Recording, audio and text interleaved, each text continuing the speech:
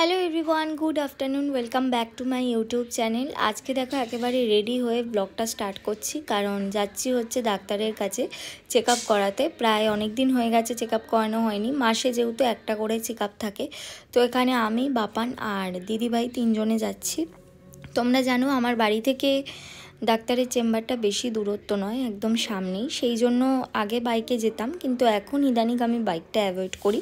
তো সামনে থেকে অটো নিয়ে নিয়েছি, এখন যাব হচ্ছে ডাক্তারের কাছে। তো আগে থেকে নামটা লেখানো হয়নি আমার পলিক্লিনিকে, গিয়েই লেখাবো। তো সেই জন্য চলে এসেছি মোটামুটি ক্লিনিকের সামনে।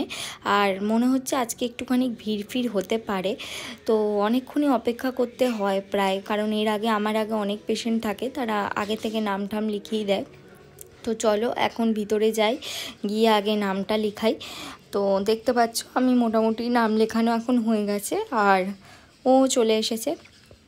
তো এখানে দুজনে মিলে গল্প করছিলাম। আমার মানে 7 নম্বরে আমার নাম লেখানো ছিল, তার আগে অনেক পেশেন্ট ছিল। আর এই পুচকু বেবিটার সাথে ওখানে দেখা হয়ে গেছে, একদম একটা 7th কি 8 মান্থের বেবি হবে। শুধু ফোন দেখছিল ওখানে, তাই ওকে একটু আদর করে নিয়েছি। এরপরে চলে গেলাম হচ্ছে ডাক্তারের ওখানে। এরা দুজন দেখতে পাচ্ছ দাঁড়িয়ে আছে বাইরে। ভীষণ এক্সাইটেড ছিলাম, কারণ এরা অ্যানোমালি স্ক্যানের সম্বন্ধে সব কিছুই আজকে ওরা জানতে পেরেছে।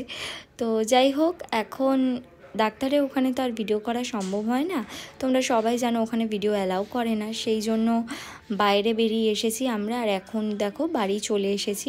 বাড়িতে এসে আমার একটুখানি মানে শরীরটা অস্থির করছিল দেখে আমার বর আমাকে এখন একটু ডাবের জল করে দিয়েছে। তার আগে ওকে বলছিলাম তুমি একটু খেয়ে দেখো।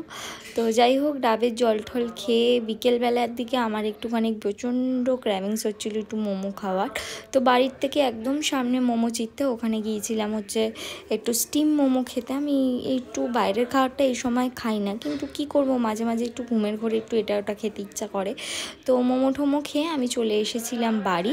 তো যেটা বলে দিই তোমাদেরকে, আজকে অ্যানোমালি স্ক্যানের রিপোর্ট দেখে ডাক্তার কিন্তু বলেছে বেবি সব কিছু ভালো আছে, আর এই রিলেটেড একটা ব্লগ খুব শিগগিরই আসছে।